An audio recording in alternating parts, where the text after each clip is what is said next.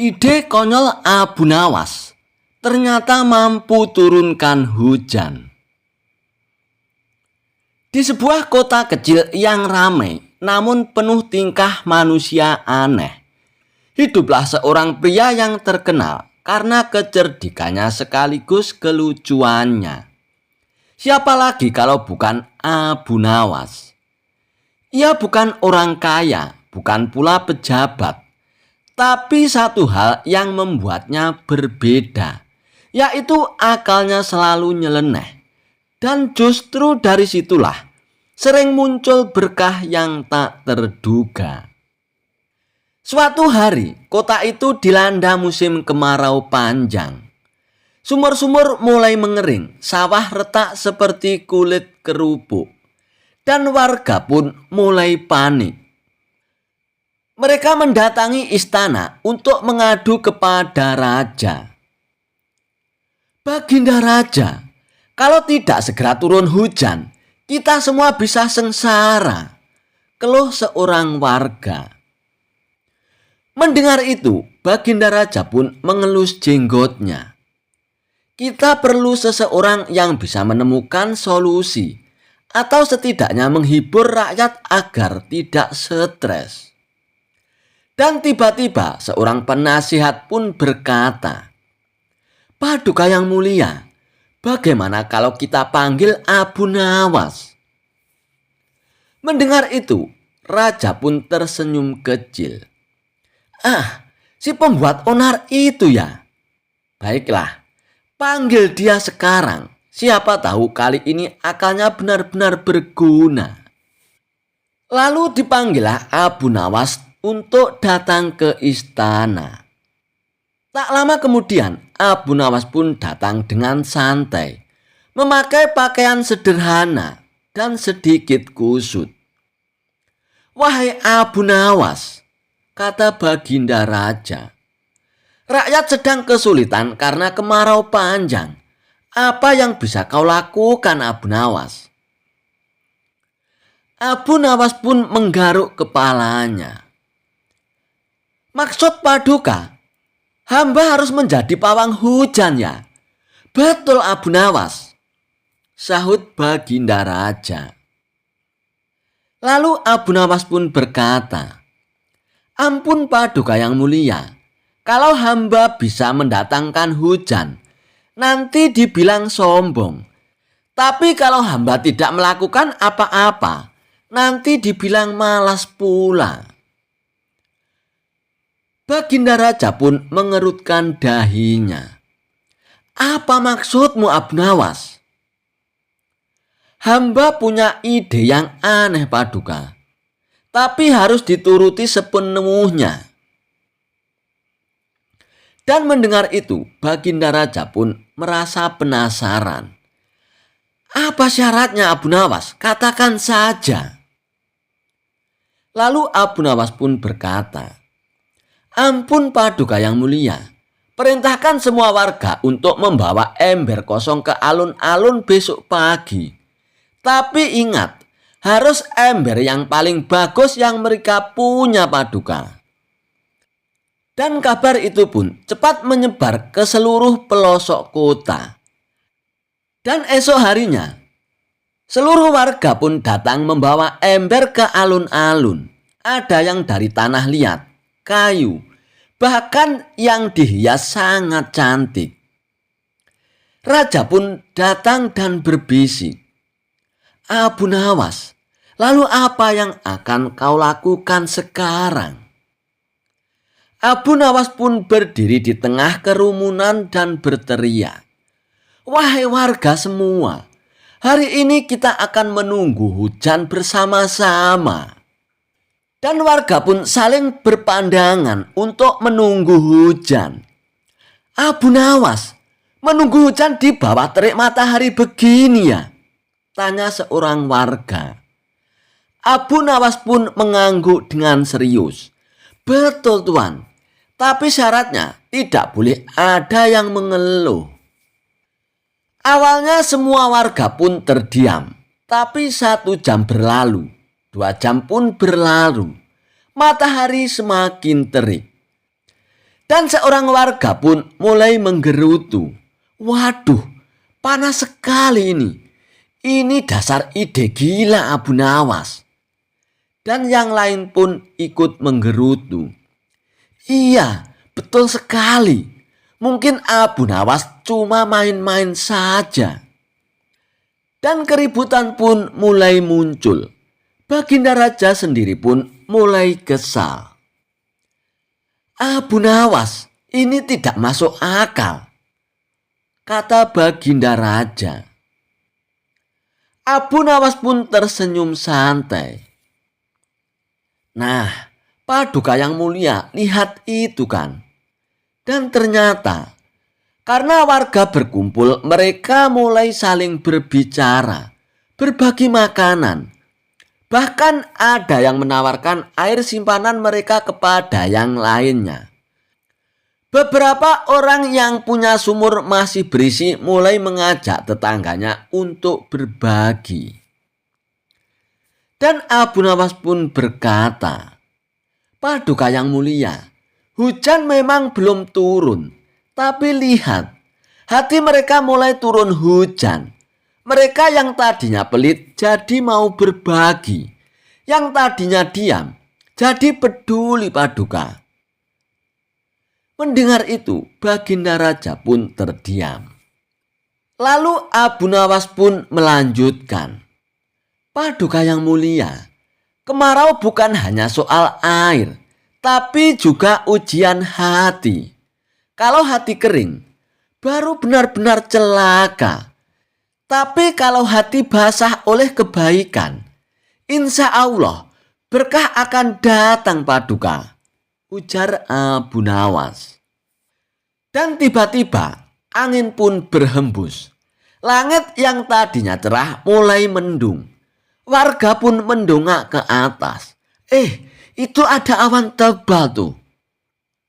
Tak lama kemudian, rintik-rintik hujan pun mulai turun. Warga pun bersorak kegirangan. Menadahkan ember mereka yang sejak tadi kosong untuk diisi air hujan. Melihat itu, Baginda Raja pun tertawa bahagia.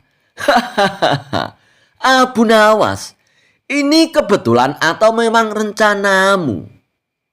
Abu Nawas pun tersenyum sambil mengangkat bahunya. Paduka yang mulia, kalau hujannya itu urusan Tuhan. Tapi kalau membuat orang saling berbagi, itu yang bisa kita usahakan Paduka, ujar Abu Nawas. Dan sejak hari itu, warga kota tak hanya bersyukur karena hujan turun, tapi juga karena mereka belajar satu hal penting dari Abu Nawas. Terkadang hal yang tampak konyol justru membawa berkah yang besar. Kisah Abu Nawas dan kambing terbang. Alkisah. Pada suatu hari, Baginda Raja Harun Ar-Rasyid mendengar desas-desus bahwa Abu Nawas bisa membuat kambing terbang. Karena penasaran dan sedikit iseng, Baginda Raja pun memanggil Abu Nawas ke istana. Wahai Abu Nawas, aku dengar engkau bisa membuat kambing terbang ya. Benarkah itu Abu Nawas? Tanya Baginda Raja. Ampun Paduka yang mulia, memang benar, tapi butuh waktu dan syarat yang khusus, jawab Abu Nawas. Baiklah Abu Nawas, kalau begitu aku beri waktu kau 3 hari. Namun kalau kau gagal, kau akan aku penjarakan Abu Nawas, titah Baginda Raja. Lalu Abu Nawas pun pulang ke rumah dengan kepala cenut-cenut. Dalam hatinya ia pun bergumam, gimana caranya bikin kambing bisa terbang? Terbang dari mana? Dari dapur ya? Namun namanya saja Abu Nawas. Ia pun tidak kehabisan akal untuk membuat kambing terbang. Keesokan harinya Abu Nawas pun datang ke istana, menggiring seekor kambing yang gemuk. sambil menenteng balon-balon besar yang sudah berisi gas.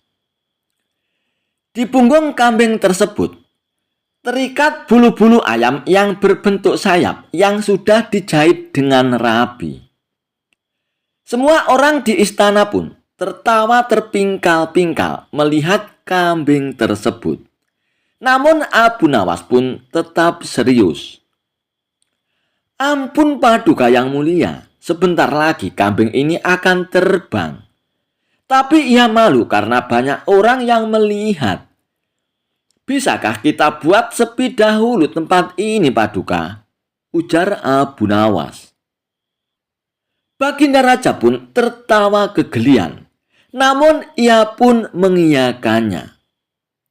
Abu Nawas pun membawa kambing itu ke taman belakang istana. Lalu Abu Nawas pun mengikatkan balon-balon yang sudah diisi gas itu pada kambing tersebut. Dan benar saja, tiba-tiba kambing itu pun terangkat oleh balon-balon itu ke udara. Akan tetapi kambing itu malah nyangkut pada pohon mangga di istana. Ampun Paduka yang mulia, kambing itu sudah bisa terbang Paduka. Tapi karena takut ketinggian, ia pun mendarat darurat di pohon mangga Paduka, ujar Abu Nawas. Melihat itu, Baginda Raja pun tertawa terpingkal-pingkal. Hahaha, dasar kau Abu Nawas, kau memang tidak pernah kehabisan akal. Baiklah, kau aku bebaskan dari hukumanmu. Dan ini ada hadiah untukmu Abu Nawas, ujar Baginda Raja sambil memberikan hadiah sekantong uang emas kepada Abu Nawas. Kisah Abu Nawas menginap di rumah pencuri hingga membuatnya tobat. Kecerdikan Abu Nawas mengerjai seorang pencuri seakan tidak ada habisnya. Kali ini dia kembali mengerjai seorang pencuri saat hendak beraksi di rumahnya. Suatu malam, saat sedang tidur pulas, Abu Nawas dikagetkan suara berisik dari ruang tengah rumahnya. Kemudian ia pun turun dari tempat tidurnya dan beringsut menuju pintu kamar untuk mengintip. Dia pun mengintip melalui lubang kunci dan dilihatnya ada seorang pencuri sedang memasukkan barang-barang miliknya ke karung besar. Hampir semua barang-barang di ruang tengah rumahnya diambil tanpa tersisa sedikit pun. Setelah selesai dengan aksinya, sang pencuri pun memangkul karung besar yang berisi barang-barang curian itu ke atas bahunya, lalu kabur lewat jendela.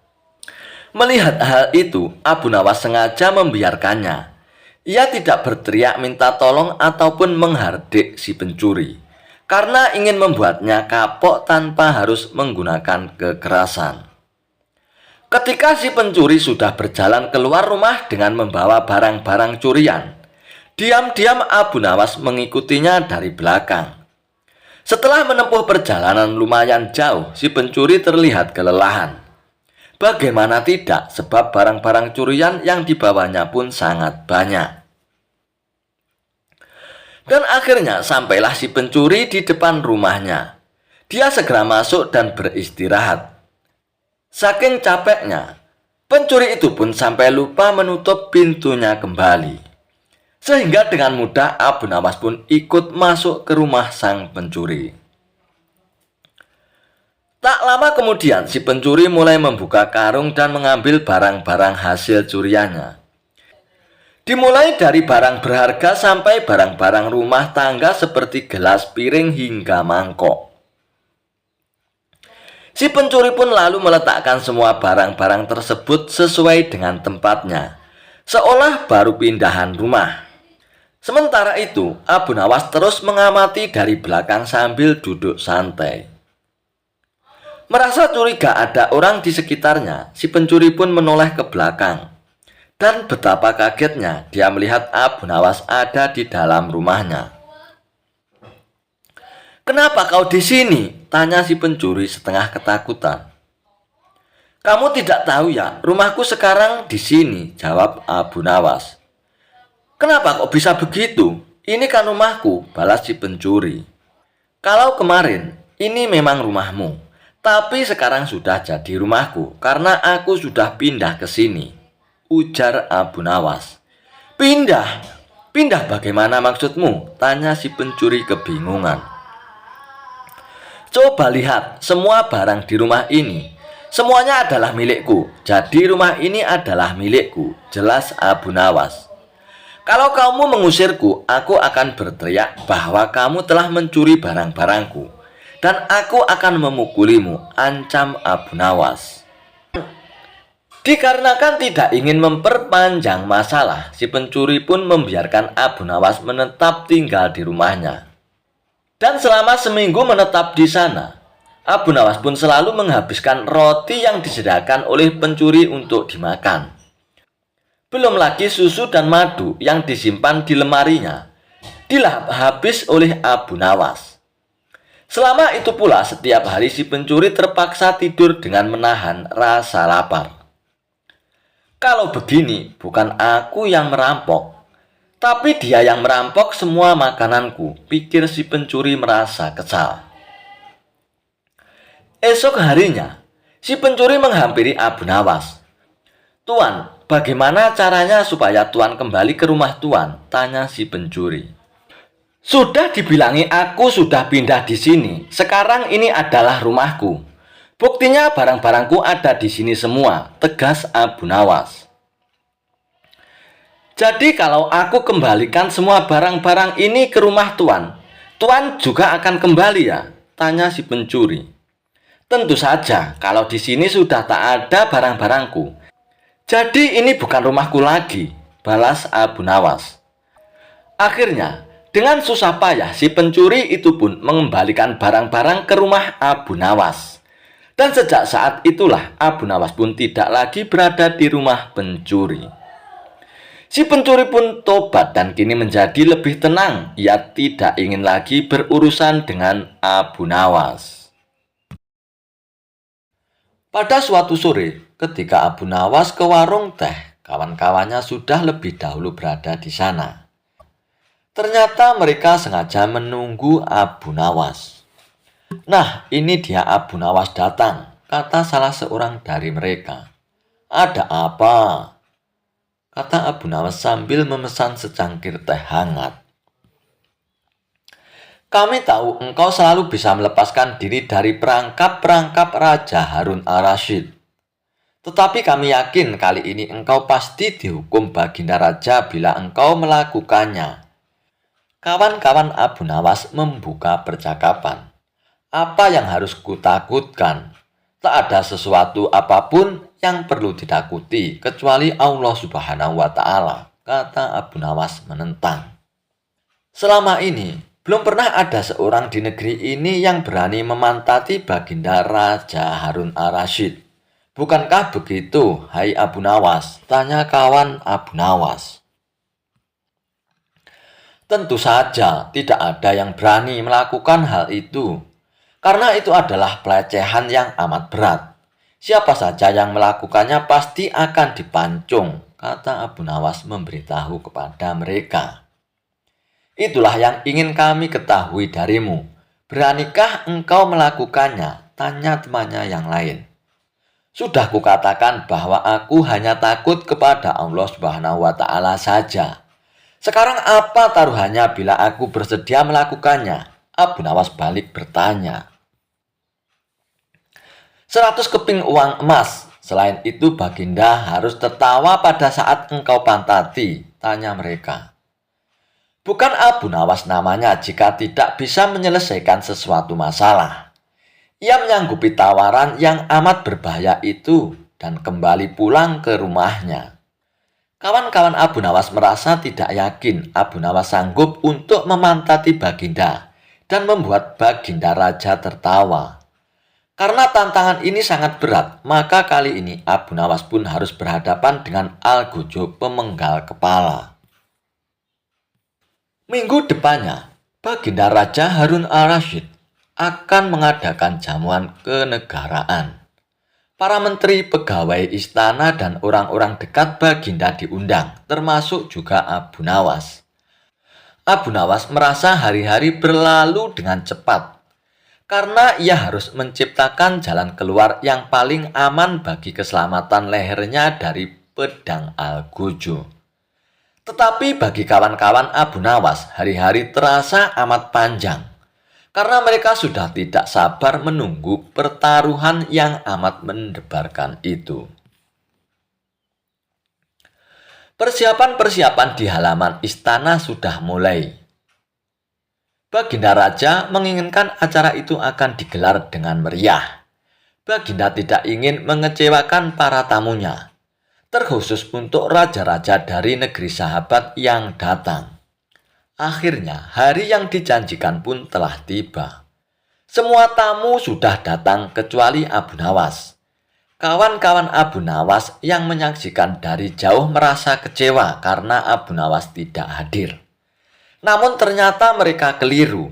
Abu Nawas bukan tidak datang, tetapi terlambat sehingga Abu Nawas duduk di tempat yang paling belakang.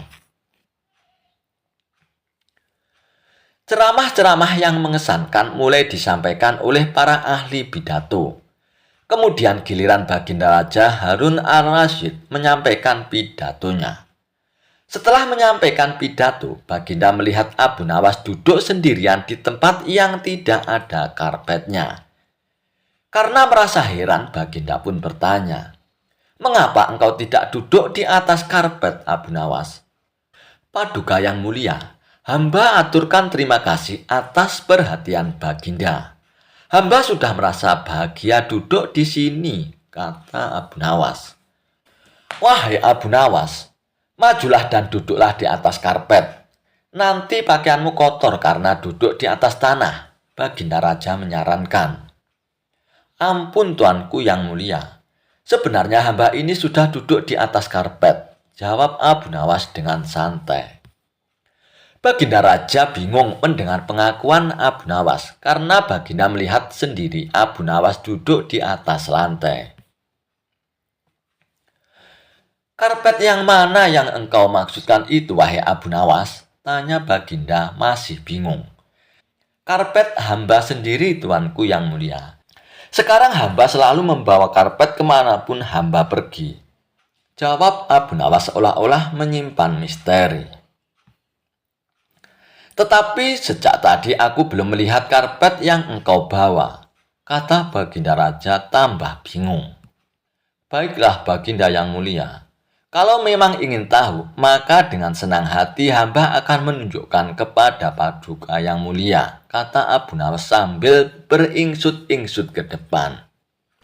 Setelah cukup dekat dengan Baginda, Abu Nawas berdiri kemudian menungging, menunjukkan potongan karpet yang ditempelkan di bagian pantatnya. Abu Nawas kini seolah-olah memantati Baginda Raja. Melihat ada sepotong karpet menempel di pantat Abu Nawas, Baginda Raja tak bisa membendung tawanya sehingga beliau terpingkal-pingkal diikuti oleh para tamu yang datang. Menyaksikan kejadian yang menggelikan itu, kawan-kawan Abu Nawas pun merasa kagum. Mereka harus rela melepaskan 100 keping uang emas untuk Abu Nawas.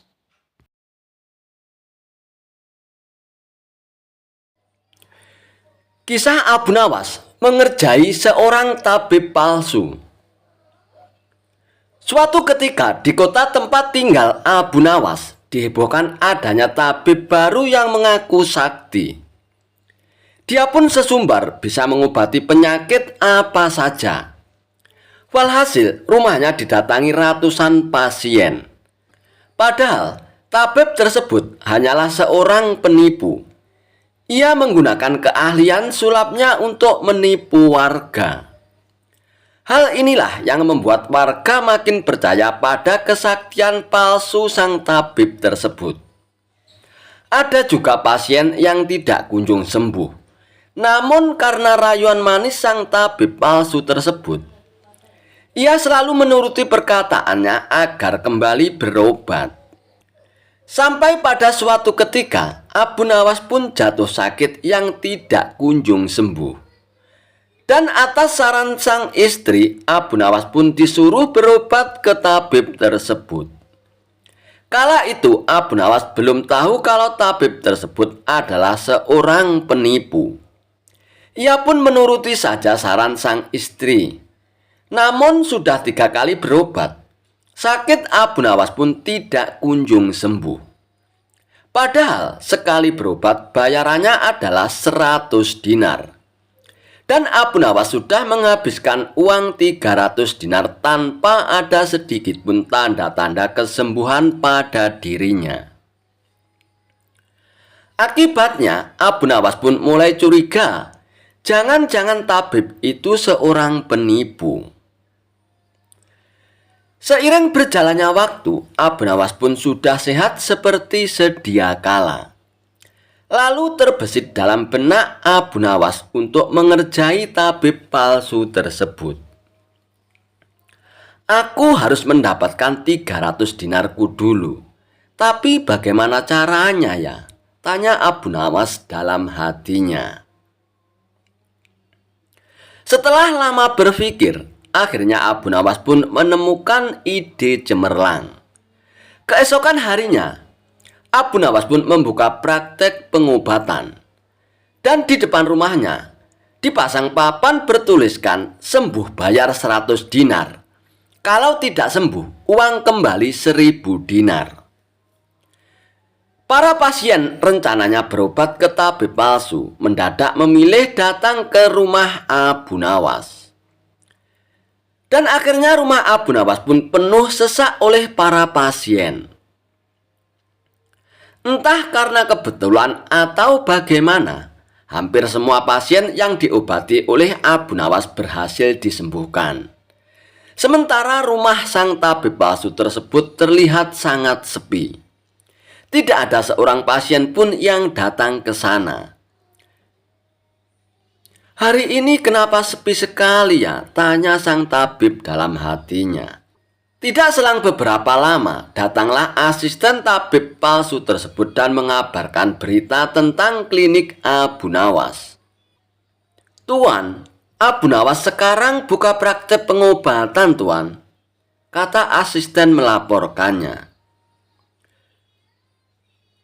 Apa? Abu Nawas buka praktek pengobatan? Tanya sang tabib kepada asistennya. Benar, Tuan. Rumah Abu Nawas ramai sekali pasien datang. Itulah kenapa hari ini rumah Tuan sepi pasien. Oh begitu ya. Pantas aku hari ini sepi pasien. Tapi apa memang benar begitu? Tanya sang tabib dengan penasaran. Saya lihat sendiri, Tuan. Tapi anehnya, pasien yang berobat ke Abu Nawas hampir semua sembuh dari penyakitnya, Tuan, jawab sang asisten. Mendengar penuturan asistennya, muncul sifat asli tabib palsu tersebut. Ia pun berencana menipu Abu Nawas. Beberapa hari ke depan untuk sementara kita tutup dulu, asisten. Biarlah Abu Nawas yang membuka praktek pengobatannya, ucap sang tabib kepada asistennya. Memangnya kenapa, Tuan? Tanya asisten dengan penasaran. Aku punya rencana untuk menipu Abu Nawas. Aku pasti akan mendapatkan 1000 dinar dari Abu Nawas nantinya, jawab tabib palsu tersebut.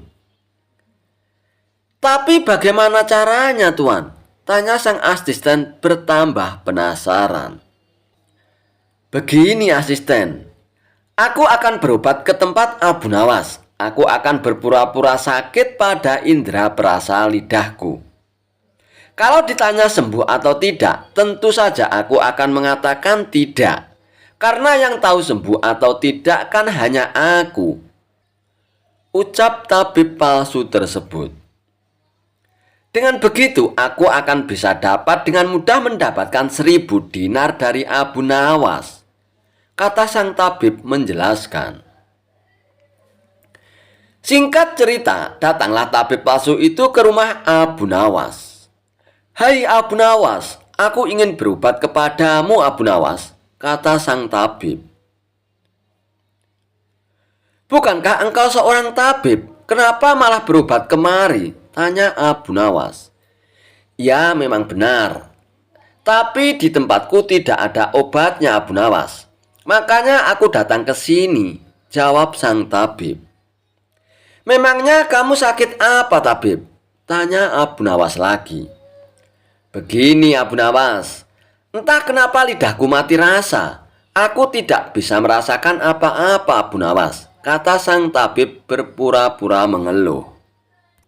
Akan tetapi, Abu Nawas menangkap firasat kurang baik. Ia yakin kalau tabib palsu itu hendak menipunya.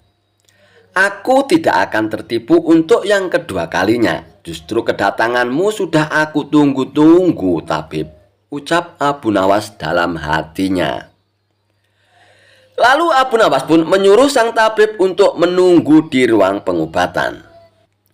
Abu Nawas pun pergi ke belakang dan segera memeras buah jeruk yang sangat asam dan menuangkannya ke dalam gelas. Lalu gelas tersebut diberikan kepada sang tabib.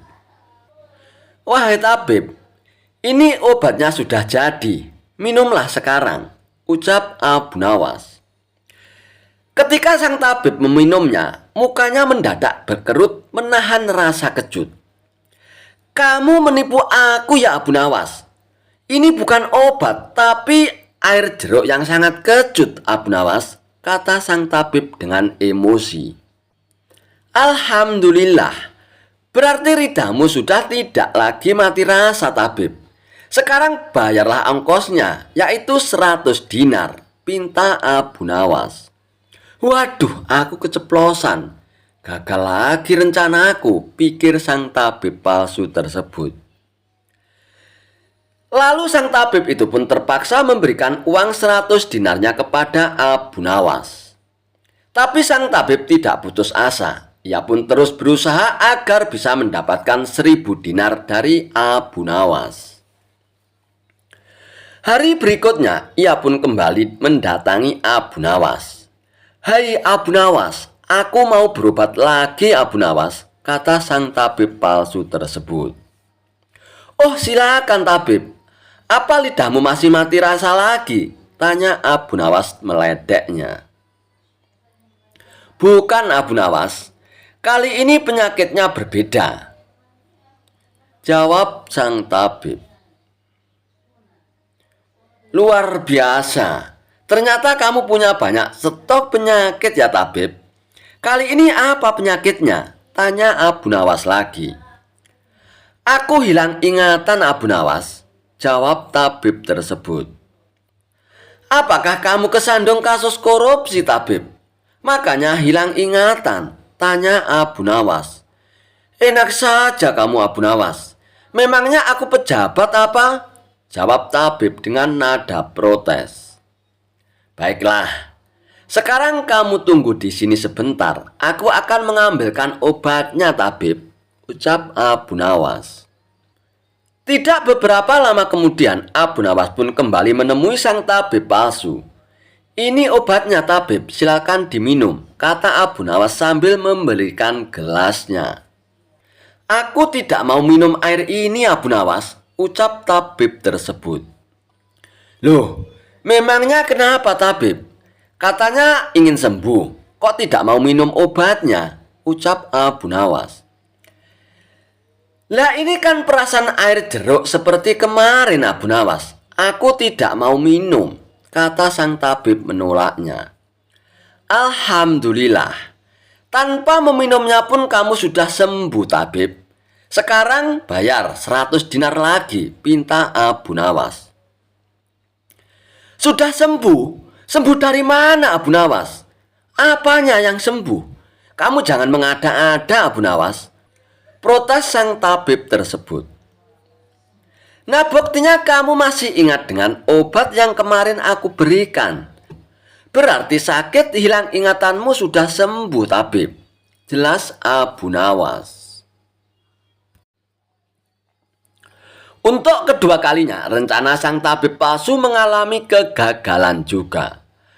Mau tidak mau, ia pun harus memberikan uang 100 dinar lagi kepada Abu Nawas.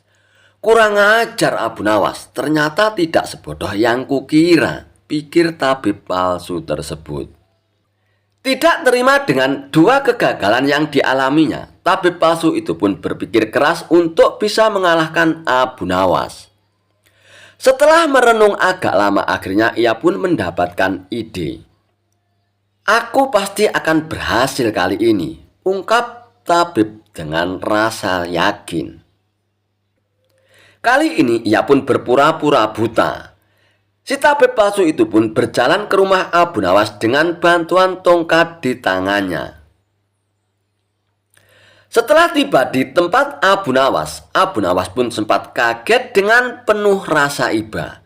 Abu Nawas pun bertanya kepada sang tabib, "Apa yang menimpamu, tabib, dan mengapa kamu bisa seperti ini?"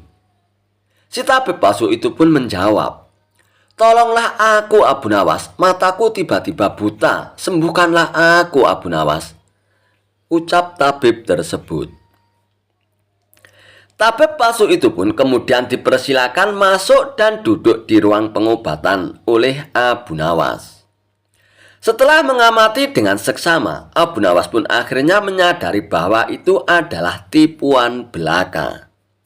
Namun Abu Nawas tidak pernah kehilangan akal. Ia punya cara lain untuk menghadapinya. "Sepertinya penyakit kebutaanmu sudah sangat parah, tabib. Maafkan aku untuk kali ini tidak mampu mengobatinya, tabib," ucap Abu Nawas berpura-pura sedih. Mendengar jawaban tersebut, sang tabib langsung kegirangan. "Akhirnya bisa mengelabui Abu Nawas juga kali ini aku. Terus bagaimana ini, Abu Nawas? Padahal aku berharap banyak kepadamu," kata sang tabib berpura-pura. "Iya, mau bagaimana lagi, tabib? Aku tidak mungkin bisa menyembuhkanmu," jawab Abu Nawas. "Oh, kalau begitu aku akan dapat 1000 dinar darimu dong, Abu Nawas," tanya tabib palsu dengan penuh harap. "Tentu saja, kawan, aku tidak mungkin berdusta," balas Abu Nawas. Kemudian Abu Nawas pun masuk ke dalam rumah untuk mengambil uang. "Ini uangnya 1000 dinar untukmu, tabib," ucap Abu Nawas sambil memberikan uangnya. Tabib palsu itu pun dengan penuh kegirangan menerima uang tersebut. Tapi setelah uangnya dihitung, ia langsung murka. "Hei Abu Nawas, kenapa hanya 10 dinar yang kau berikan?" tegas tabib palsu dengan emosi. "Hai tabib, dari mana kamu tahu kalau jumlahnya hanya 10 dinar?" tanya Abu Nawas balik. "Uangnya memang ada 10, tapi pecahannya 1 dinar saja ini. Bukan 100 dinar, Abu Nawas. Memangnya aku buta apa?" balas tabib tambah emosi. "Alhamdulillah, sekarang kamu sudah sembuh, tabib," kata Abu Nawas sambil mengambil kembali uangnya. "Maksudmu ini apa, Abu Nawas? Kenapa uangnya diambil lagi?" tanya tabib dengan kebingungan. "Loh, kamu kan sudah sembuh. Sekarang sini bayar 100 dinar, pinta Abu Nawas. "Sembuh apanya? Kamu jangan mengada-ada lagi, Abu Nawas," protes tabib tersebut. "Bukankah kamu kesini katanya mengalami kebutaan? Tapi kamu bisa membedakan mana pecahan 1 dinar dan pecahan 100 dinar. Berarti matamu tidak buta lagi dan kamu sekarang bisa melihat, tabib," jelas Abu Nawas. Tabib palsu itu pun tidak bisa berkata apa-apa lagi. Ia pun terpaksa memberikan uang 100 dinar lagi kepada Abu Nawas. Dan ia pun akhirnya pergi dengan perasaan kecewa. "Aku kapok berurusan dengan Abu Nawas," ucap si tabib palsu tersebut.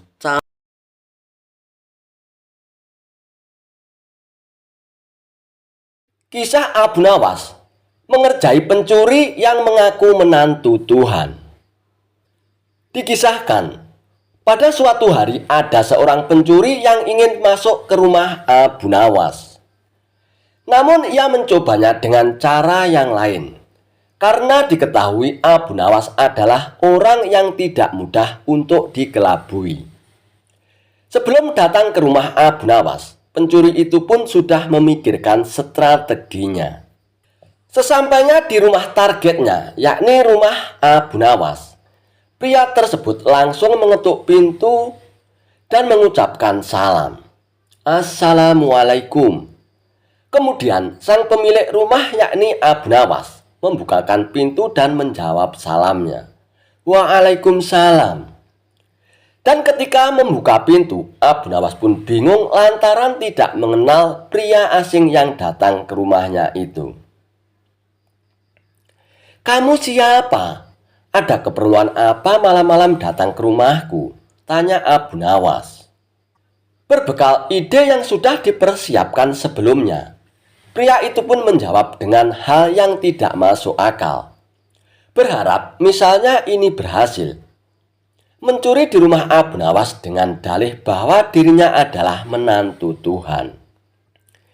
Ia juga meminta Abu Nawas mengizinkan dirinya untuk menginap 1 malam di rumah Abu Nawas.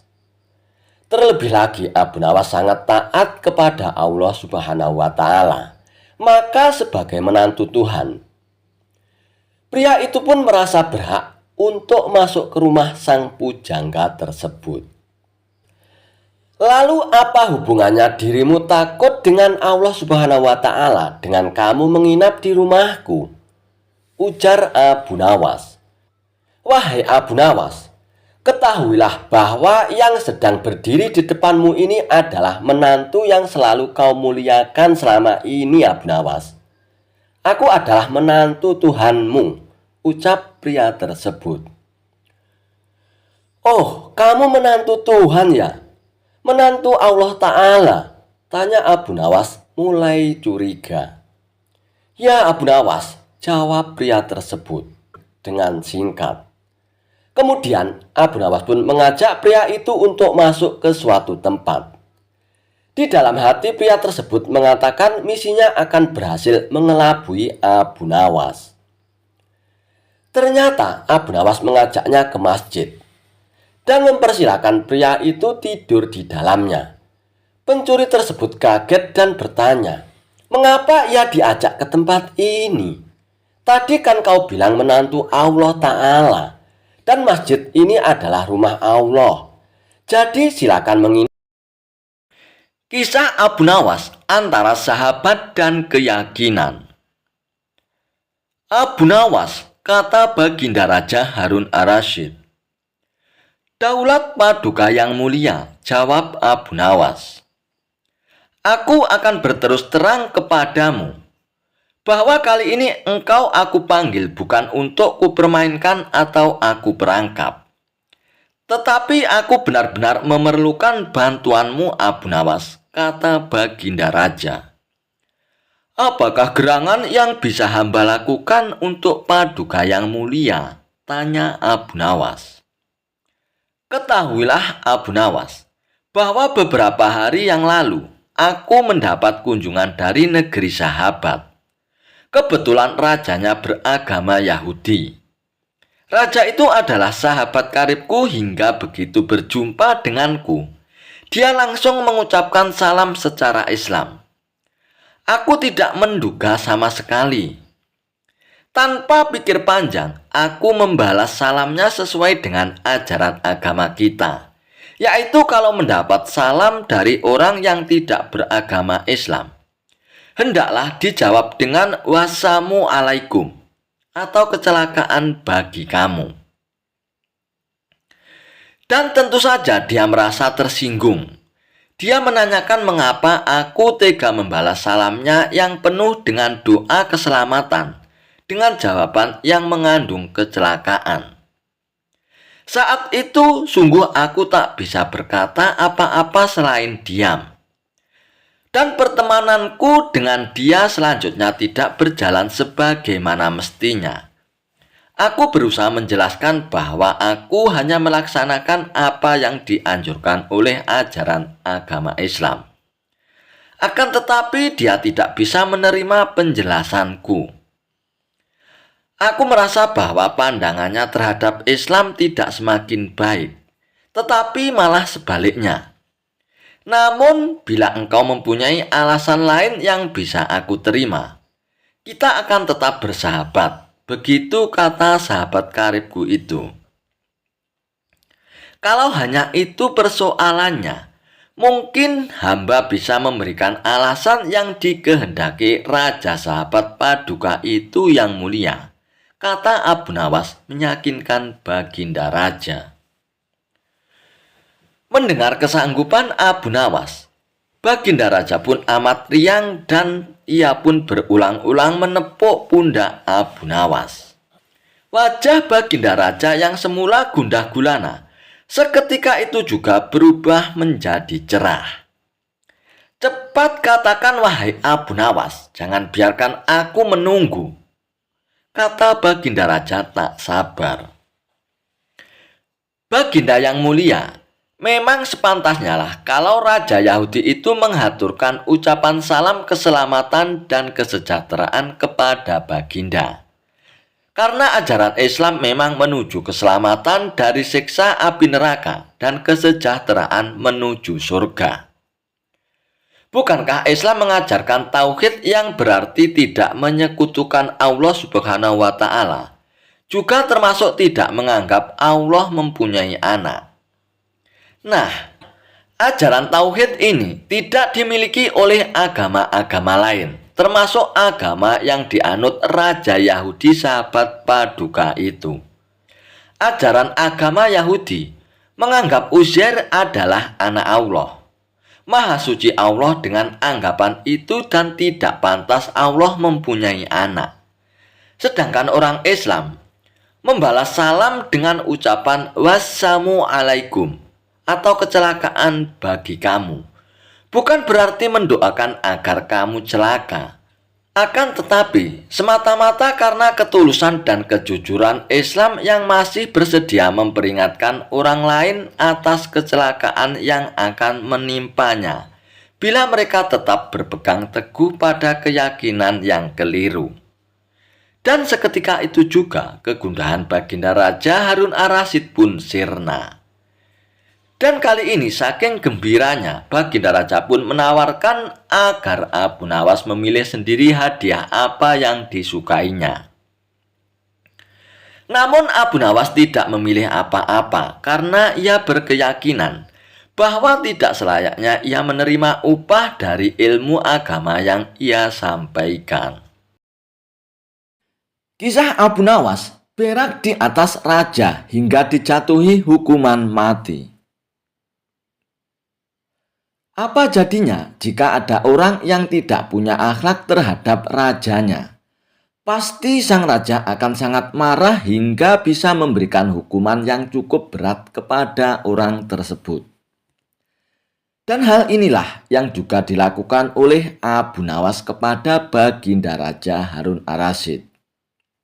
Sudah berkali-kali Abu Nawas menjebak dan menjahili Baginda Raja Harun Ar-Rasyid dan membuat sang raja sangat murka. Walaupun sudah sering mendapat hukuman dari sang raja, namun rupanya Abu Nawas tidak ada kapoknya membuat ulah terus.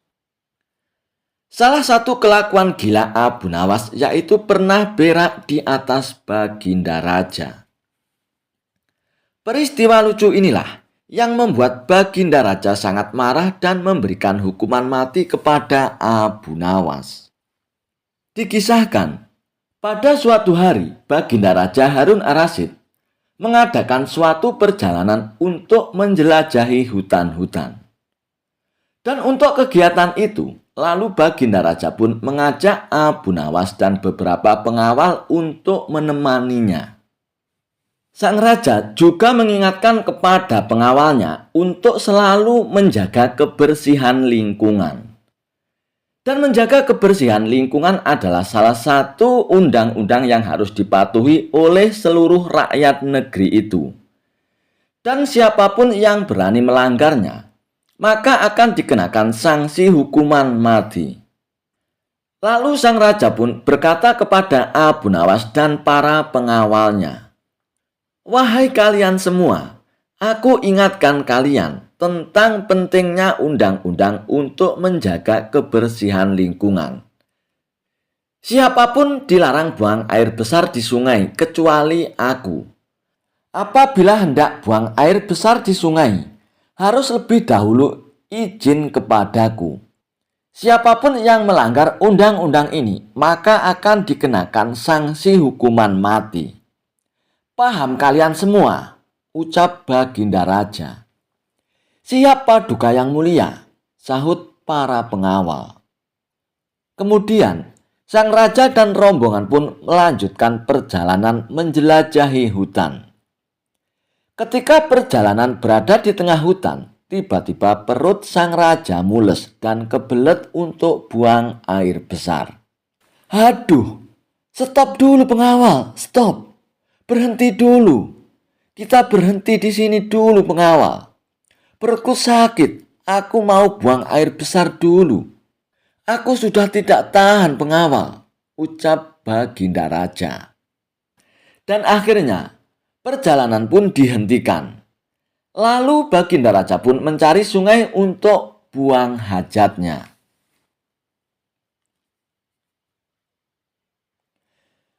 Setelah menemukan sungai, sang raja pun lalu buang hajat di aliran sungai itu.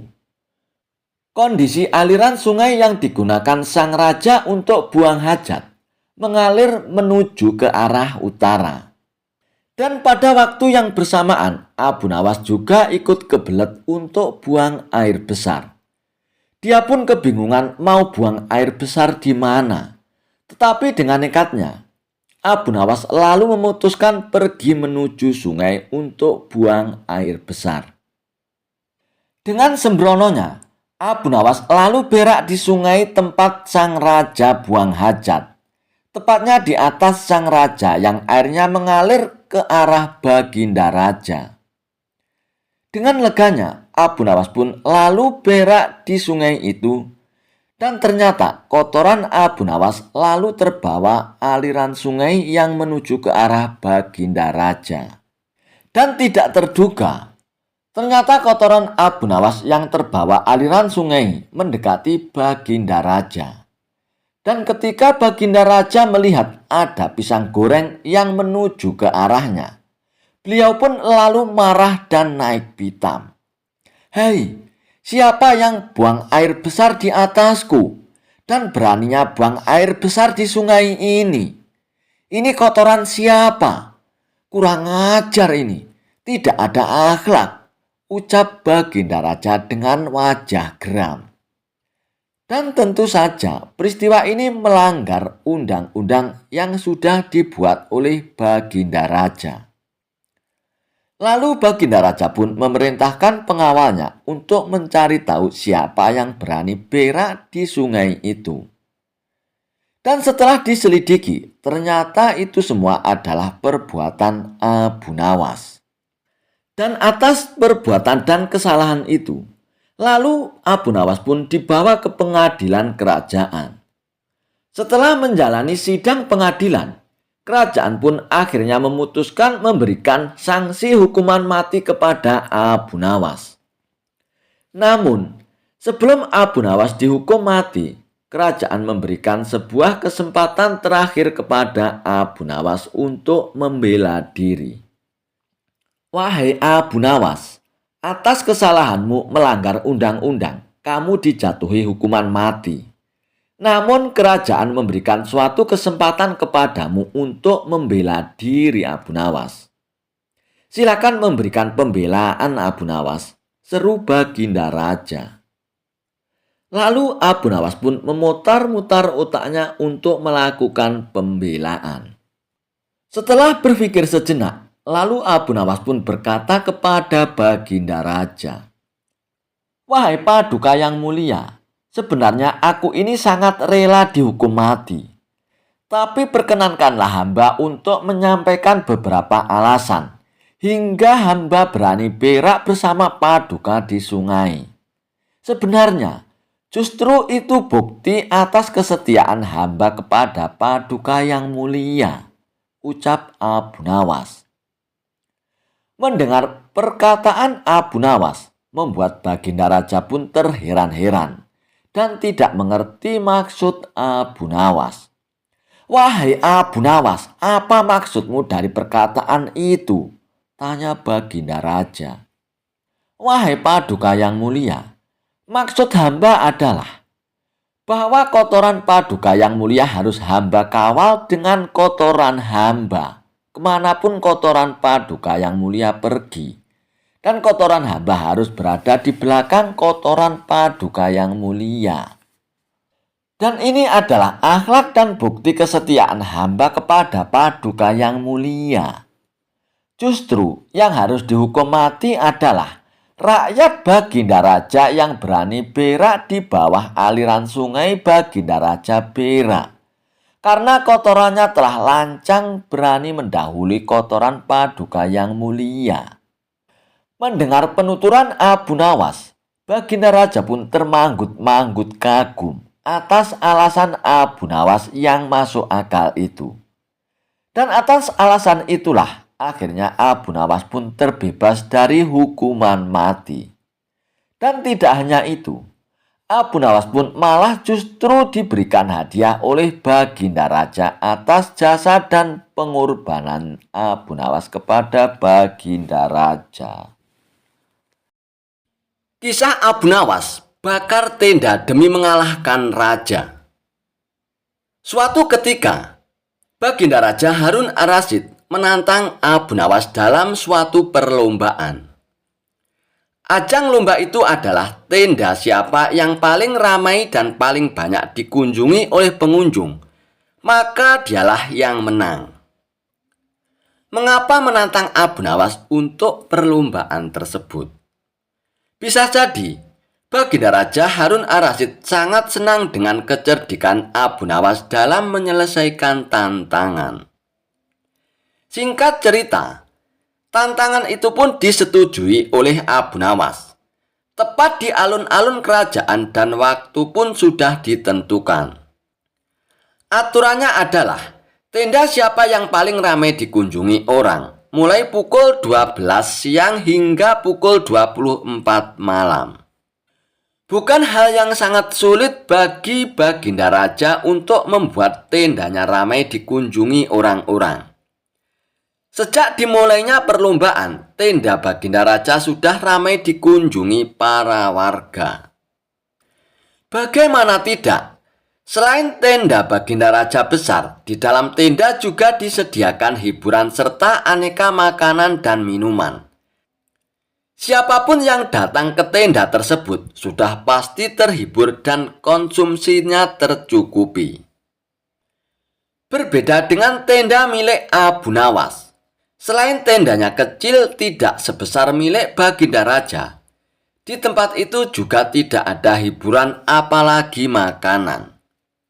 Namun Abu Nawas terlihat tenang sembari duduk-duduk di dalam tenda tersebut. Menurutnya, waktu perlombaan masih panjang. Sejumlah warga yang datang ke tenda Baginda Raja sudah mengira bahwa Abu Nawas akan kalah dalam perlombaan tersebut. Terlebih lagi, semakin malam jumlah warga yang mendatangi tenda Baginda Raja semakin banyak dan semakin banyak. Abu Nawas pun masih terlihat duduk-duduk santai dan tenang. Nyaris tidak ada upaya apapun agar tendanya ramai dikunjungi warga. Hingga sekitar pukul 23 atau jam 11 malam, Abu Nawas pun baru beraksi. Tenda milik Abu Nawas tiba-tiba terbakar. Apinya membakar tenda tersebut menjulang ke angkasa. Kontan saja, warga yang hadir di tenda Baginda Raja pun berteriak, "Tenda Abu Nawas terbakar! Tenda Abu Nawas terbakar!" teriak para warga. Warga yang penasaran semburat keluar dari tenda Baginda Raja. Ada yang penasaran dan datang melihat hingga ada yang membawa air untuk memadamkan api. Tak ketinggalan, Baginda Raja pun ikut mendatangi tenda Abu Nawas. Nah, pas pukul 12 malam, semua orang yang ada di tenda Baginda Raja pun berpindah ke lokasi tenda Abu Nawas yang kebakaran. Tak ketinggalan, Baginda Raja pun datang ke lokasi. "Wahai paduka raja, lihat, semua orang termasuk Anda pun datang ke tenda saya tepat pukul 12 malam," ujar Abu Nawas sembari tersenyum penuh kemenangan. Rupanya kebakaran itu disengaja oleh Abu Nawas untuk menarik perhatian orang-orang yang ada di tenda Baginda Raja. Termasuk Baginda Raja pun terkecoh untuk datang ke tenda Abu Nawas. Lalu Baginda Raja pun beranjak pergi. Ia pun merasa kalah. Ia merasa kesal. Ia merasa bahwa ia telah dikerjai oleh Abu Nawas. Kisah Abu Nawas. Cara agar hutang cepat dibayar. Utang piutang memang hal yang biasa. Namun menjadi tidak biasa kalau ada orang yang susah membayar hutangnya. Apalagi kalau ada teman yang tidak mau bayar utang. Pasti bikin kesal saja. Tapi tenang saja, Abu Nawas punya cara agar utang itu cepat dibayar. Mau tahu caranya? Begini ceritanya. Saat Abu Nawas menagih utang dengan temannya yang tidak mau bayar. Rumah Abu Nawas konon pernah didatangi Abu Jahil yang terkenal pelit. Ia lalu menjelaskan tujuan kedatangannya, ia ingin meminjam uang 100 dinar. Tentu saja Abu Nawas terkejut mendengarnya. "Dari mana saya mendapatkan uang sebanyak itu, Abu Jahil?" kata Abu Nawas. "Ayolah Abu Nawas, aku yakin kamu pasti ada. Pinjami aku selama sebulan saja Abu Nawas," pinta Abu Jahil. Awalnya Abu Nawas tidak mau mengabulkan permintaan Abu Jahil. Namun karena terus mendesaknya, akhirnya Abu Nawas pun tidak bisa menolak. "Tapi kamu hanya berjanji sebulan saja Abu Jahil," kata Abu Nawas mengingatkan. "Ya, saya berjanji Abu Nawas. Bulan depan kebun saya akan panen. Saya pasti akan mengembalikan uang pinjaman ini kepadamu Abu Nawas," jawab Abu Jahil. Singkat cerita, setelah 1 bulan, ternyata Abu Jahil tidak pernah mengembalikan uang tersebut. Padahal saat itu kebun Abu Jahil memiliki hasil panen yang melimpah ruah. Payah Abu Jahil ini. Dia tidak menepati janjinya, batin Abu Nawas. Karena membutuhkan uang, Abu Nawas pun terpaksa pergi ke rumah Abu Jahil untuk menagih hutangnya. "Hei Abu Jahil, bagaimana dengan janjimu yang dulu itu? Katanya kamu akan mengembalikan uang itu dalam waktu sebulan," kata Abu Nawas. Abu Jahil pun menjawab bahwa dia tidak bisa membayar hutangnya.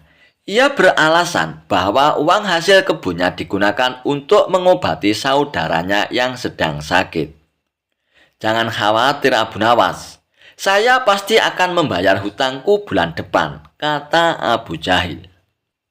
Abu Nawas pun sangat kecewa. Akhirnya, dia pun pulang tanpa membawa uang sepeser pun. Beberapa hari kemudian, Abu Nawas mendengar kabar bahwa Abu Jahil sering mengundang teman-temannya ke rumah untuk berpesta. Mendengar hal tersebut, Abu Nawas pun menjadi emosi. Kurang ajar Abu Jahil. Katanya dia kekurangan uang, tapi dia malah sering mengadakan pesta, gerutu Abu Nawas. Abu Jahil pasti tidak akan membayar hutangnya karena 1000 alasan. Akhirnya Abu Nawas pun mendapat ide untuk mengerjai Abu Jahil. Keesokan harinya Abu Nawas pun pergi ke desa seberang untuk menemui sahabatnya. Dia mulai menyusun strategi dan meminta bantuan seorang teman.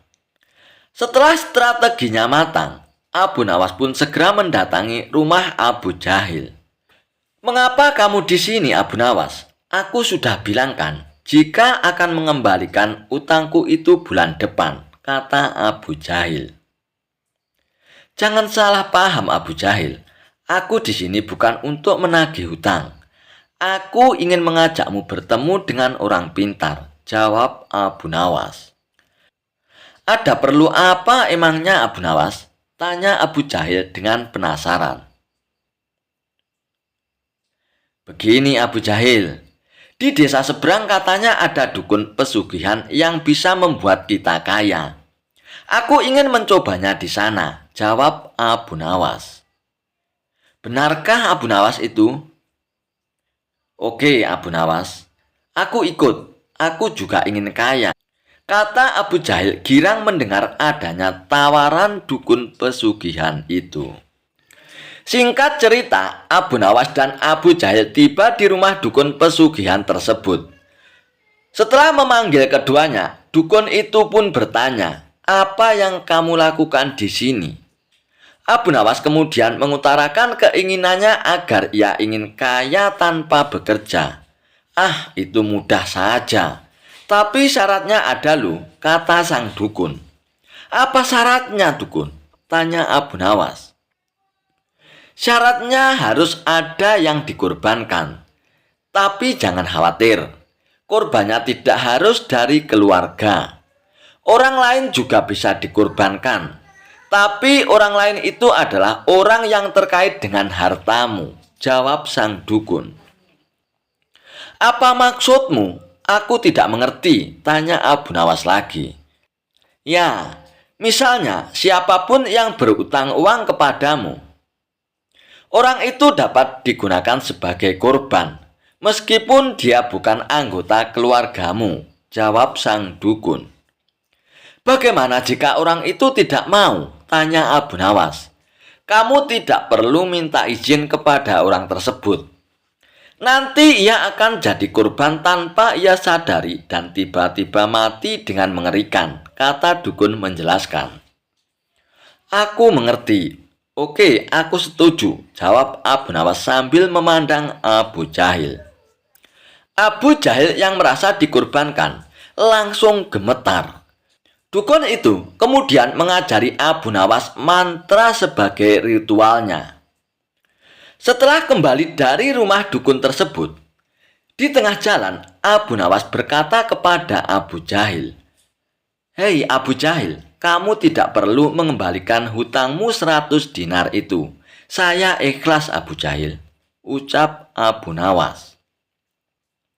Mendengar hal itu, Abu Jahil langsung ketakutan. "Jangan Abu Nawas, saya akan mengembalikan uangmu nanti. Tepatnya saat tiba di rumah nanti, aku akan segera kembalikan utangku Abu Nawas," ucap Abu Jahil dengan ketakutan. "Bukankah kamu kemarin mengatakan bahwa kamu kehabisan uang Abu Jahil?"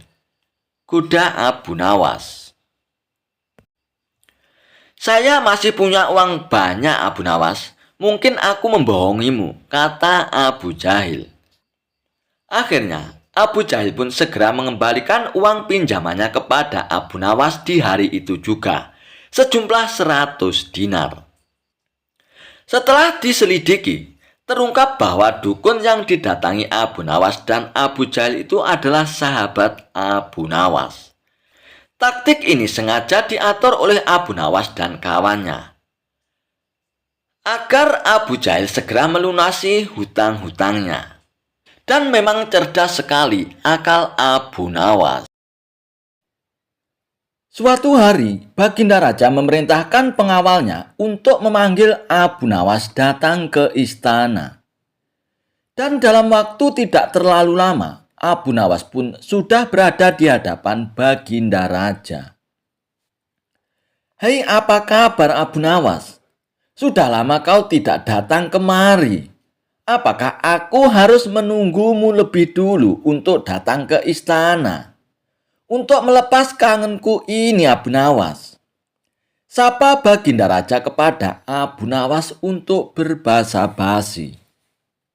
"Kalau Baginda Raja memanggil hamba, pasti ada apa-apanya," ucap Abu Nawas menyindir Baginda Raja. "Benar sekali Abu Nawas. Aku dan para menteri yang ada di sini hendak mengajakmu bermain-main sebentar. Dan santai saja Abu Nawas. sekedar untuk menghilangkan rasa stres. Namun demikian, yang namanya permainan tentu saja ada hadiah dan hukumannya. Barang siapa yang dapat melaksanakan perintahku akan mendapatkan hadiah, dan sebaliknya, yang gagal tentu saja dia akan mendapatkan hukuman. Apa hadiahnya Baginda Raja? Dan apa pula hukumannya? Tanya Abu Nawas tak sabar untuk mendengarnya. Hadiahnya adalah sekantong uang emas. Tapi kalau gagal, hukumannya membersihkan kandang kuda selama 3 bulan. Bagaimana Abu Nawas? Sudah sesuai kan? Oke, titah paduka yang mulia siap hamba laksanakan, ujar Abu Nawas. Kalau begitu, dengar baik-baik dan camkan. Perintahku ini berlaku pada siapa saja yang berada di sini, tidak terkecuali. Begitu aku ucapkan perintah, dalam hitungan detik kalian harus melaksanakannya.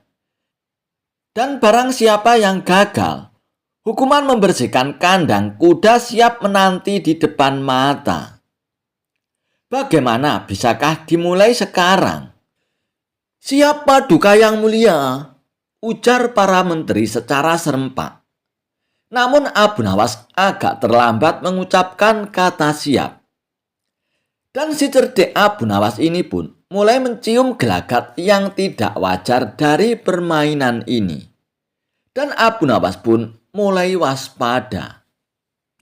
Semuanya jongkok. Baginda Raja pun memberi perintah aba-aba. Dan segera saja, semua menteri yang ada di Balerung pun segera berjongkok menuruti perintah Baginda Raja. Sekarang tengkurap. Abu Nawas dan para menteri pun segera tengkurap bersama-sama.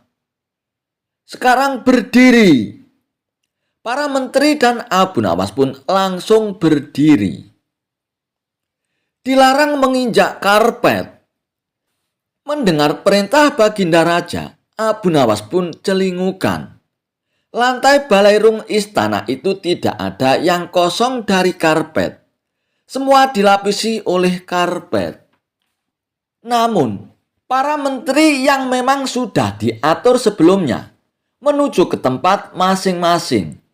Ada yang naik di atas meja, di atas almari, hingga bergantungan di rantai lampu. Dan ada pula yang memeluk erat pilar istana.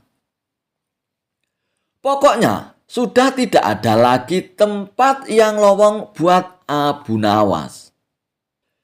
Dalam sekejap Abu Nawas pun berpikir keras. Dan dia harus memikirkan akal untuk masalah ini. Kalau tidak, hukuman membersihkan kandang kuda selama 3 bulan sudah menanti di depan mata. Tahu sendiri kan, bagaimana baunya yang namanya kandang kuda. Tapi namanya saja Abu Nawas. Ia mempunyai 1000 akal untuk memecahkan segala masalah yang dihadapinya. Dan tiba-tiba saja Abu Nawas pun segera meloncat ke punggung Baginda Raja yang memang tidak jauh dari Abu Nawas. Dalam hitungan detik, Abu Nawas pun sudah berada di gendongan Baginda Raja. Dan Baginda Raja pun berteriak-teriak kegelian. "Lepaskan aku Abu Nawas, lepaskan!" Teriak Baginda Raja sembari berusaha keras untuk melepaskan Abu Nawas yang ada di gendongannya.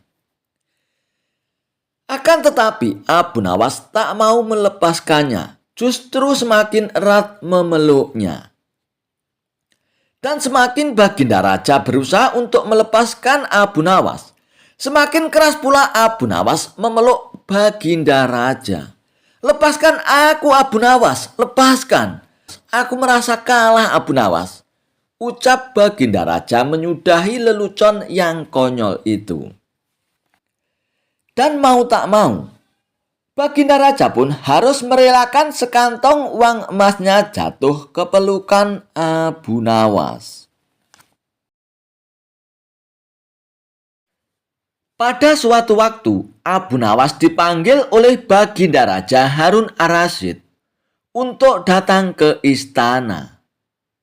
Baginda Raja ingin menguji kecerdasan Abu Nawas perihal kemampuannya dalam ilmu ceramah.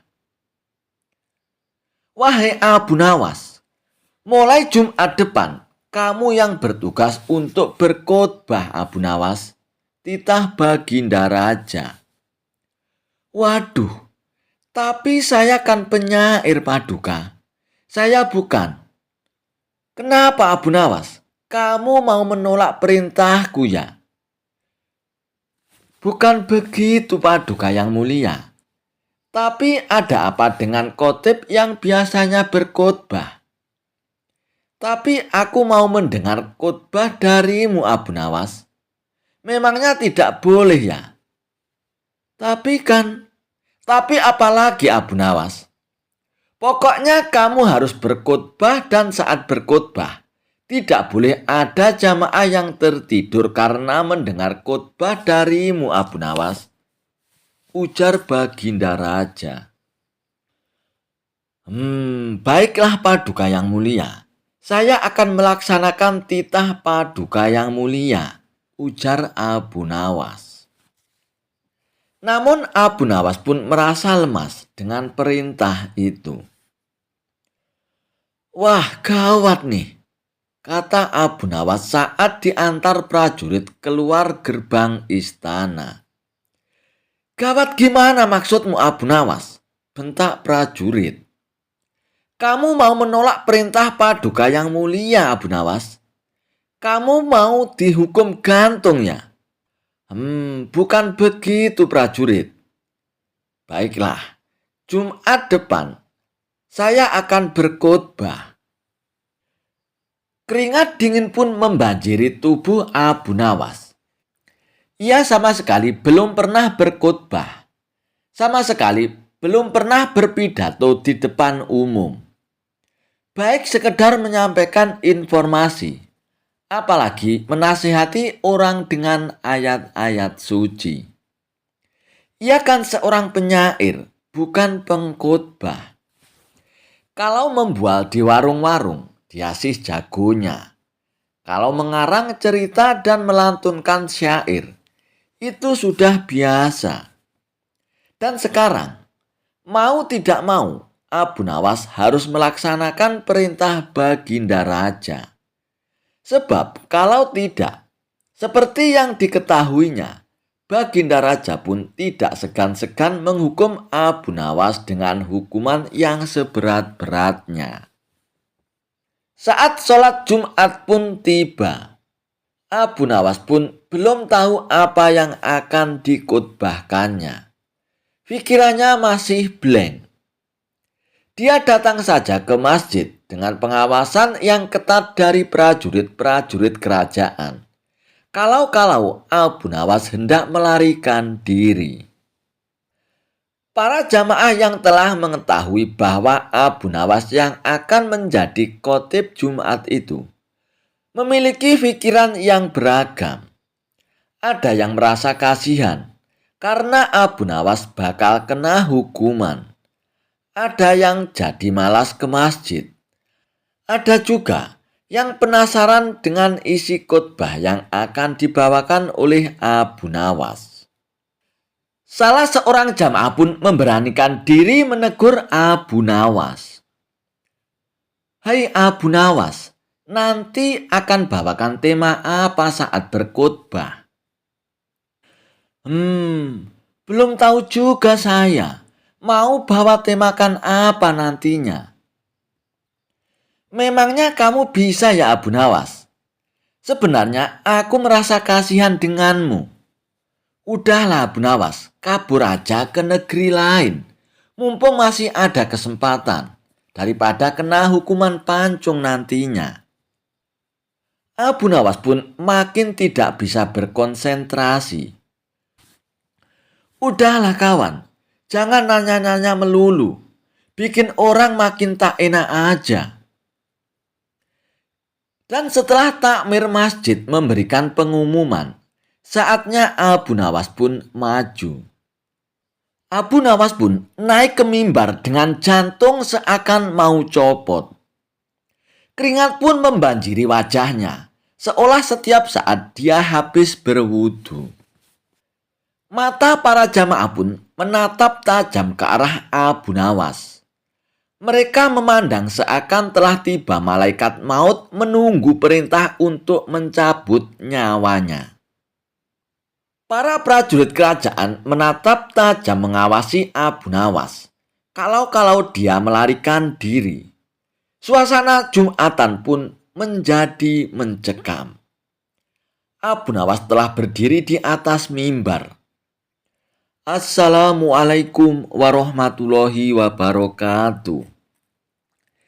Jamaah pun menjawab dengan kompak dan penuh dengan konsentrasi. Tidak seperti Jumat sebelumnya, ternyata jamaah masjid pun membeludak.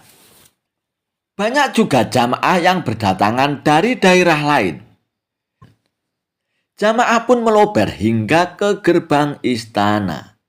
Karena mereka sangat penasaran bakal seperti apa khotbah yang akan dibawakan oleh Abu Nawas. Muadzin pun melantunkan azan. Dan di saat inilah Abu Nawas mendapatkan sebuah ide yang cemerlang tentang materi khotbahnya. Dan setelah mengucapkan pujian-pujian kepada Allah Subhanahu wa Ta'ala dan sholawat atas Nabi, Abu Nawas pun melanjutkan khotbahnya. Saudara-saudara sekalian, hadirin sidang Jumat yang dimuliakan Allah. Pada Jumat kali ini, apakah para hadirin tahu apa yang akan saya sampaikan? Jamaah pun kompak mengatakan tidak tahu. Abu Nawas pun menggebrak mimbar. Kok tidak tahu? Jamaah pun tercengang, begitu pula dengan Baginda Raja. Prajurit kerajaan pun semakin bersiaga. Jadi untuk apa khotib berdiri di sini kalau tidak ada yang tahu? Percuma saja dan sia-sia. Tidak akan ada gunanya, lanjut Abu Nawas. Abu Nawas pun kemudian melanjutkan ceramahnya dengan penjelasan tentang kebodohan umat yang serba tidak tahu. Para hadirin sidang Jumat yang berbahagia, umat Islam harus banyak tahu, harus selalu belajar dan belajar, agar pengetahuan kita bertambah luas. Wahyu yang pertama turun adalah Iqra atau bacalah. Ini adalah perintah agar kita banyak belajar. Dan Abu Nawas pun makin bersemangat di atas mimbarnya. Dia memotivasi umat agar tidak menjadi umat yang bodoh. Untuk apa pengetahuan? Dia membukakan cakrawala kepada para jamaah. Dan para jamaah pun mendengarkan dengan antusias. Baginda Raja pun sangat senang dengan kondisi ini. Bahkan sebenarnya ia pun sayang dengan Abu Nawas. Cuma terkadang caranya itu tidak seperti orang lain. Raja punya cara tersendiri. Raja juga senang karena para jamaah tidak ada yang tertidur saat Abu Nawas menyampaikan khotbahnya. Dan baru kali ini, para jamaah terlihat sangat antusias. Selepas sholat Jumat, Baginda Raja pun memanggil Abu Nawas. Wahai Abu Nawas, Jumat depan kamu lagi yang berkhotbah. Loh, kan sudah paduka yang mulia. Hamba sudah menjalankan titah paduka yang mulia sesuai dengan permintaan paduka. Kilah Abu Nawas. Pokoknya harus Abu Nawas. Apa kamu mau digantung? Dan Abu Nawas pun tidak bisa mengelak dari perintah Baginda Raja. Dan ternyata Baginda Raja pun tidak mau kalah cerdik dengan Abu Nawas. Dia ingin kembali menguji seberapa cerdasnya Abu Nawas. Baginda Raja pun kemudian mengatur para jamaahnya. Kalau Abu Nawas bertanya yang sama saat berkhutbah, maka para jamaah pun disuruh menjawab tahu. Abu Nawas pun naik ke mimbar lagi. Kali ini dia menggunakan jurus yang sama. Abu Nawas sudah tidak tegang lagi. Wajahnya pun penuh dengan senyuman. Dia merasa berada di atas angin. Hadirin sidang Jumat yang diberkahi Allah Subhanahu wa Ta'ala. Apakah kalian tahu apa yang akan saya khutbahkan? Jamaah pun menjawab, tahu. Alhamdulillah. Bagus. Inilah yang dinanti-nantikan oleh para pemimpin umat sejak lama. Inilah yang diimpikan oleh baginda Nabi kita Muhammad Shallallahu Alaihi Wasallam. Maka ditambahkan lagi di sana dan di sini tentang kondisi umat yang mulai maju tingkat peradabannya. Kita berilmu pengetahuan juga tentang kejayaan umat Islam di masa kini dan yang akan datang. Beginilah seharusnya jika kita ingin berjaya.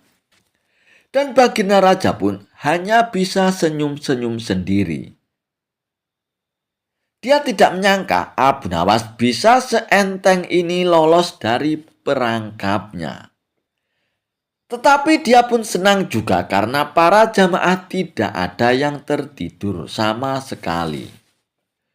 Baginda Raja pun lalu memerintahkan Abu Nawas untuk berkhotbah lagi Jumat depan. Dan kali ini, ia mengatur kalau Abu Nawas menanyakan hal yang sama, maka sebagian jamaah menjawab tahu, dan sebagian jamaah lagi menjawab tidak tahu. Dan baginda Raja pun merasa bahwa ini adalah jebakan yang paling top sedunia. Abu Nawas pun tidak senang dengan kondisi ini. Ia yakin baginda Raja pasti sedang merencanakan sesuatu yang tidak disangkanya. Bahkan Abu Nawas sempat berpikir ia ingin melarikan diri dari negeri ini. Tapi pengawasan dari prajurit lebih ditingkatkan. Mata-mata pun disebar di seluruh penjuru. Abu Nawas pun tidak bisa berkutik. Dan tibalah hari Jumat yang ketiga. Abu Nawas pun menjadi khotib lagi dan ia pun menggunakan jurus yang sama. Pertanyaan yang serupa pun dilontarkan. Apakah kalian tahu apa yang akan saya khotbahkan? Dan sebagian jamaah menjawab tahu. Dan sebagian lagi menjawab tidak tahu. Kalau begitu, para jamaah yang tahu silakan memberitahu pada jamaah yang tidak tahu. Abu Nawas pun menambahkan bahwa kita harus menjaga kerjasama sesama umat, saling nasihat menasihati, harus kompak bahu-membahu, mengatasi kedunguan dan kejahilan, saling tolong-menolong, memberantas kejahilan. Yang sudah tahu, harus mengajari saudaranya yang tidak tahu. Jangan sampai tenggelam dalam kegelapan. Dan Abu Nawas pun telah menyelesaikan tugasnya. Baginda Raja pun akhirnya sadar bahwa Abu Nawas memang banyak akalnya. Dan ia pun mengakui kecerdikan Abu.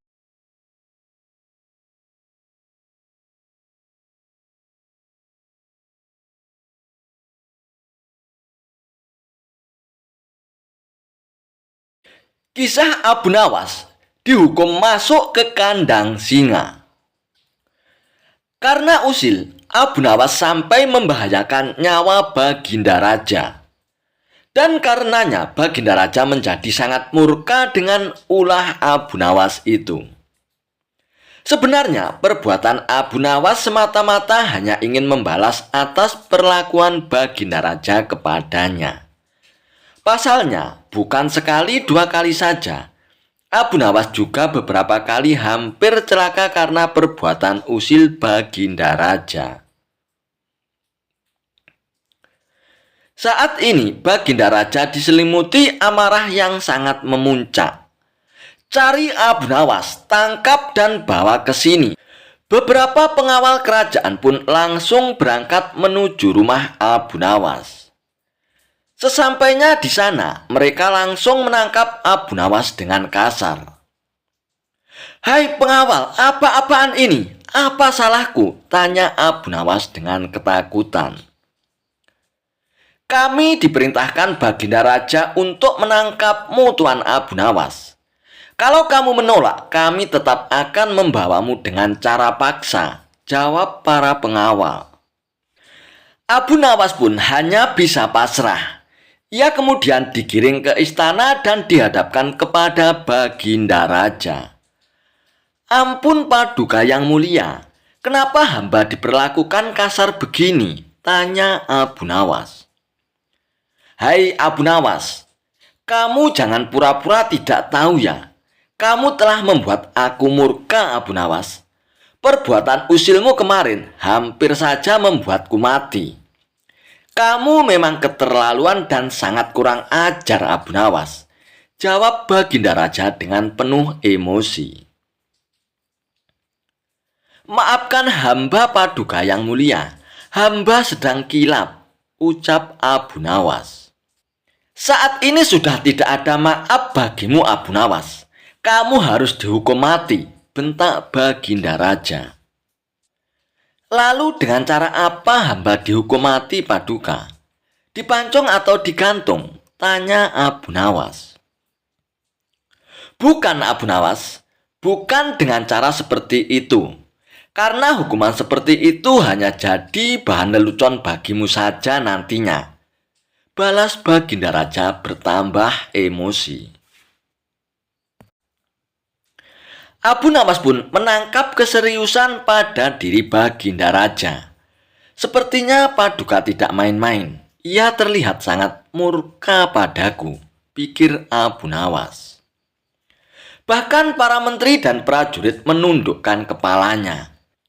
Tidak ada yang berani menatap Baginda Raja.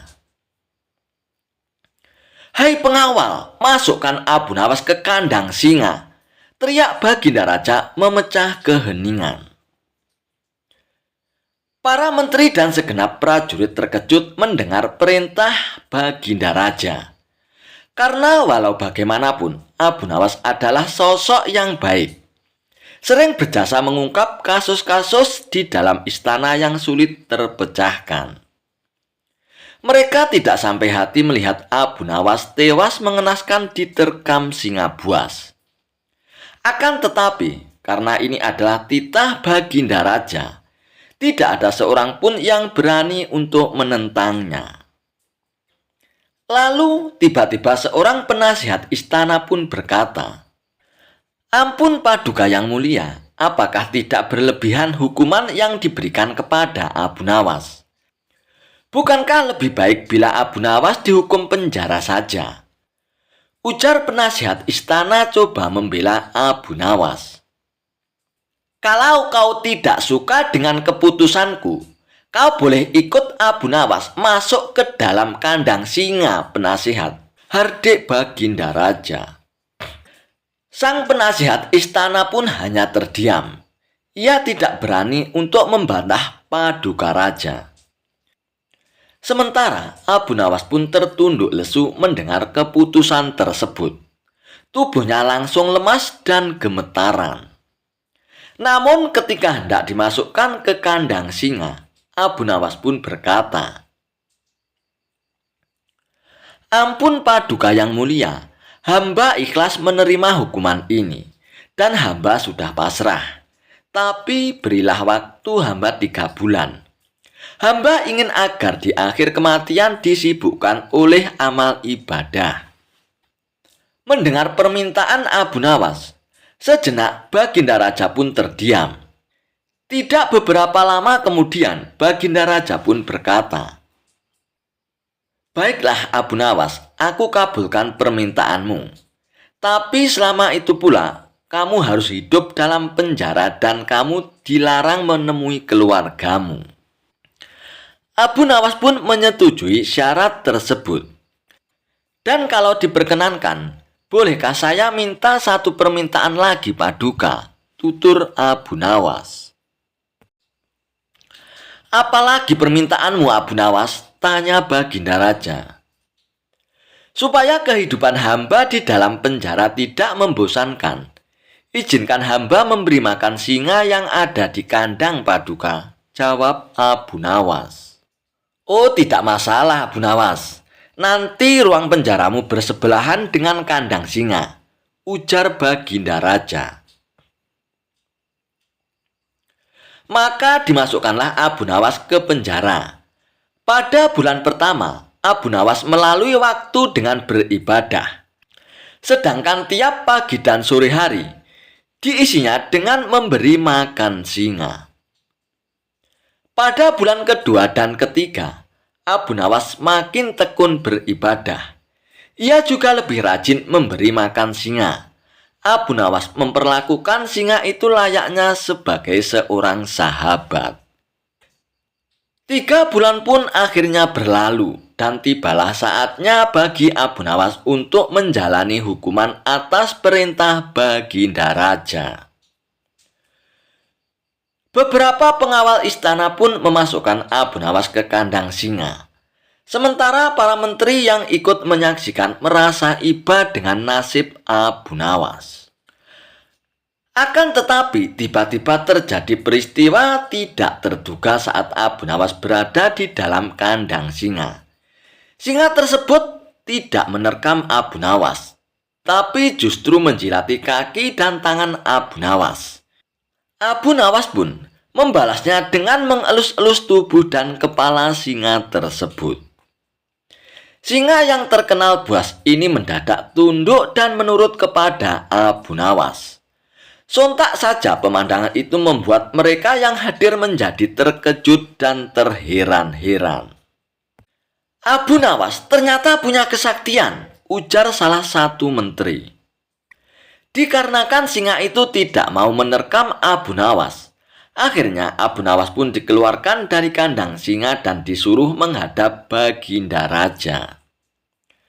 Hai Abu Nawas, kenapa singa itu tidak mau menerkammu?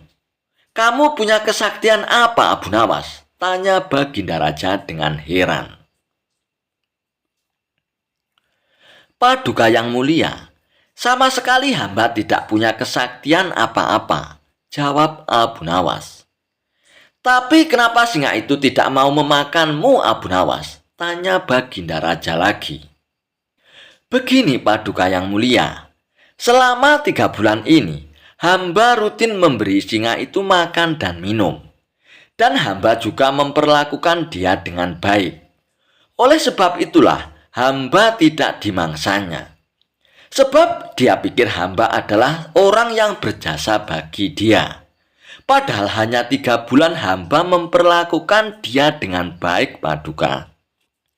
Dia memang seekor singa yang buas, tapi dia tahu balas budi. Buktinya, dia tidak memangsa hamba. Sedangkan Paduka sendiri, bertahun-tahun hamba mengabdi kepada Paduka dan berjasa bagi istana ini. Tapi hanya karena satu kesalahan, Paduka begitu tega menjatuhkan hukuman mati kepada hamba. Tutur Abu Nawas menjelaskan.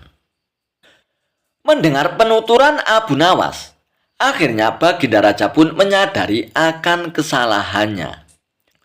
Maafkan aku, Abu Nawas, aku telah berbuat kilap kepadamu. Baiklah, sekarang kamu boleh pulang. Dan ini ada hadiah uang untukmu, Abu Nawas. Terimalah sebagai rasa terima kasihku karena telah menyadarkan